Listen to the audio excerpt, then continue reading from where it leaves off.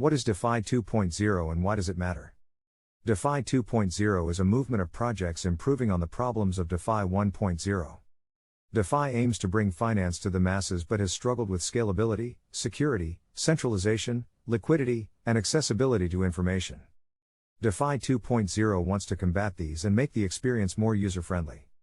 If successful, DeFi 2.0 can help reduce the risk and complications that discourage crypto users from using it. We already have a variety of DeFi 2.0 use cases working today. Some platforms allow you to use your LP tokens and yield farm LP tokens as collateral for a loan. This mechanism lets you unlock extra value from them while still earning pool rewards. You can also take out self-repaying loans where your collateral generates interest for the lender. This interest pays off the loan without the borrower making interest payments. Other use cases include insurance against compromised smart contracts and impermanent loss, EAL. A growing trend in DeFi 2.0 is DAO governance and decentralization. However, governments and regulators may eventually affect how many projects are run. Keep this in mind when investing, as offered services might have to change. It's been almost 2 years since DeFi's, decentralized finance, rise in 2020.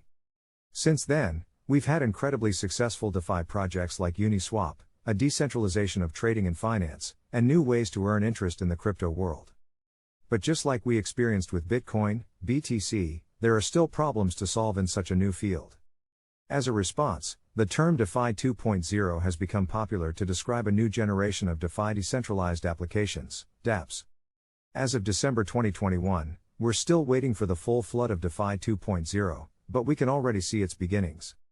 Understand what to look out for in this article and why DeFi 2.0 is needed to solve outstanding problems in the DeFi ecosystem.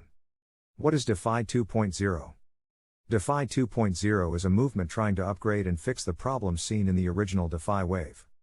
DeFi was revolutionary in providing decentralized financial services to anyone with a crypto wallet, but it still has weaknesses.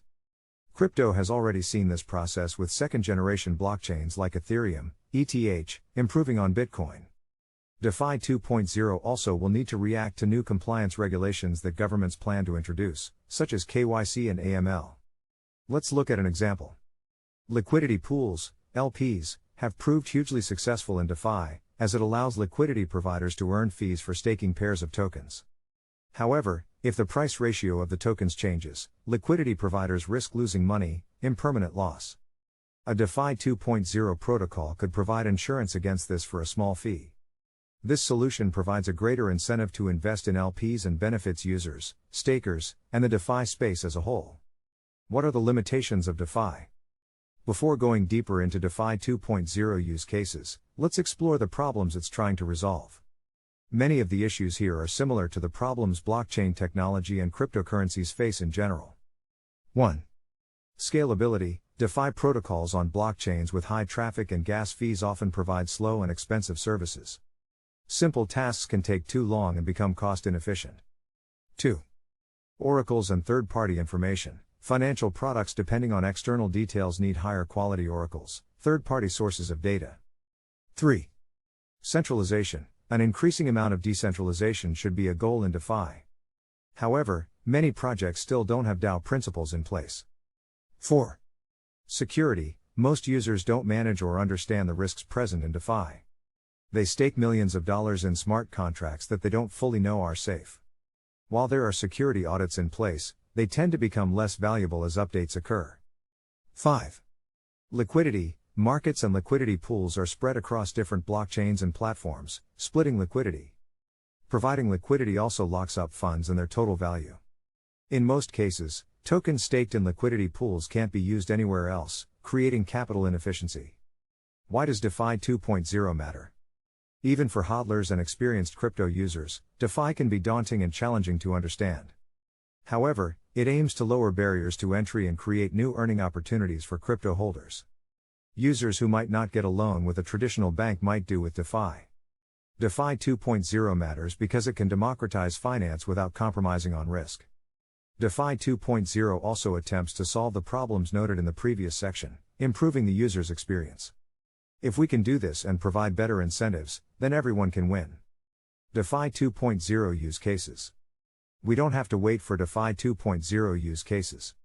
There are already projects providing new DeFi services across many networks, including Ethereum, BNB Smart Chain, Solana, and other smart contract-capable blockchains. Here we'll look at some of the most common. Unlocking the value of staked funds. If you've ever staked a token pair in a liquidity pool, you will have received LP tokens in return. With DeFi 1.0, you can stake the LP tokens with a yield farm to compound your profits. Before DeFi 2.0, this was as far as the chain goes for extracting value. Millions of dollars are locked in vaults providing liquidity, but there is potential to further improve capital efficiency. DeFi 2.0 takes this a step further and uses these yield farm LP tokens as collateral.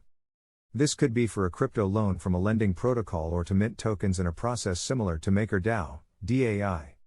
The exact mechanism changes by project, but the idea is that your LP tokens should have their value unlocked for new opportunities while still generating APY. Smart contract insurance. Doing enhanced due diligence on smart contracts is difficult unless you're an experienced developer. Without this knowledge, you can only partially evaluate a project. This creates a large amount of risk when investing in DeFi projects. With DeFi 2.0, it's possible to get DeFi insurance on specific smart contracts. Imagine you're using a yield optimizer and have staked LP tokens in its smart contract. If the smart contract is compromised, you could lose all your deposits. An insurance project can offer you a guarantee on your deposit with the yield farm for a fee. Note that this will only be for a specific smart contract. Typically, you won't get a payout if the liquidity pool contract is compromised. However, if the yield farm contract is compromised but covered by the insurance, you will likely get a payout. Impermanent loss insurance. If you invest in a liquidity pool and start liquidity mining, any change in the price ratio of the two tokens you locked may lead to financial losses.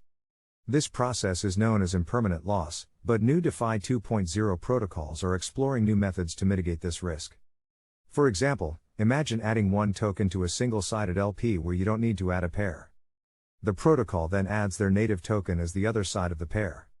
You will then receive fees paid from swaps in the respective pair, and so will the protocol. Over time, the protocol uses their fees to build up an insurance fund to secure your deposit against the effects of impermanent loss. If there are not enough fees to pay off the losses, the protocol can mint new tokens to cover them. If there is an excess of tokens, they can be stored for later or burned to reduce supply. Self-repaying loans. Typically, taking out a loan involves liquidation risk and interest payments. But with DeFi 2.0, this doesn't need to be the case. For example, imagine you take a loan worth $100 from a crypto lender. The lender gives you $100 of crypto but requires $50 as collateral. Once you provide your deposit, the lender uses this to earn interest to pay off your loan. After the lender has earned $100 with your crypto plus extra as a premium, your deposit is returned. There's no risk of liquidation here either. If the collateral token depreciates in value, it just takes longer for the loan to be paid off. Who's in control of DeFi 2.0? With all these features and use cases, it's worth asking who controls them? Well, there has always been a decentralization trend with blockchain technology. DeFi is no different. One of DeFi 1.0's first projects, MakerDAO, DAI, set a standard for the movement. Now, it's increasingly common for projects to offer their community a say. Many platform tokens also work as governance tokens that give their holders voting rights. It's reasonable to expect that DeFi 2.0 will bring more decentralization to the space. However, the role of compliance and regulation is becoming more important as they catch up with DeFi. What are the risks of DeFi 2.0, and how to prevent them? DeFi 2.0 shares many of the same risks as DeFi 1.0. Here are some of the main ones and what you can do to keep yourself safe. 1. Smart contracts you interact with could have backdoors, weaknesses, or be hacked. An audit is never a guarantee of a project's safety either.